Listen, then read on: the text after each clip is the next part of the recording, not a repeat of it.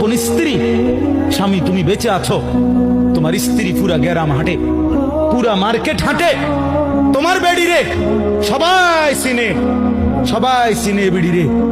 তুমি বেড়া বাচ্চা রয়েছো কেন? তুই ফাঁসি দেস না কেন? তুই মরস না কেন বেটা?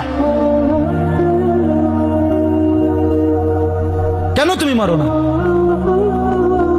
আত্মমর্যাদা যদি মুসলমানের না থাকে, আত্মসম্মান না থাকে, আমার জীবনে আর রইলটা কি? আমার জীবনের আর আছেটা কি? এজন্য ছেলেদেরকে বলি, বাপ দিন শিখো, আল্লাহর কোরআন শিখো, নামাজকে ভালোবাসো, চেহারা সুন্দর হবে, আখলাক সুন্দর হবে, দুনিয়াতেও সুখ মিলবে, আখিরাতেও সুখ মিলবে। এই বন্ধুর কথা ফেলে দিও না।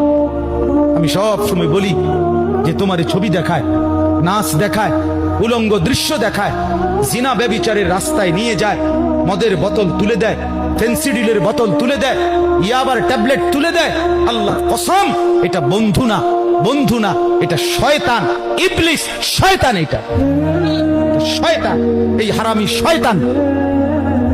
যেই মেয়ে তোমার বিবাহ বহির্ভূত, যেই মেয়ের সাথে প্রেম করো, এই মেয়ে না, এটা সরাসরি ইবলিস, এটা শয়তান,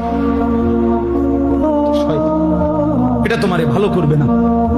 কোরআনে আছে কিয়ামতের দিন অসৎ বন্ধুর কারণে বহু নাফরমান জাহান্নামী পাপী নিজের আঙ্গুল এইভাবে দাঁত দিয়া কামড়াবে, কামড়াইয়া ছিঁড়ে ফেলবে।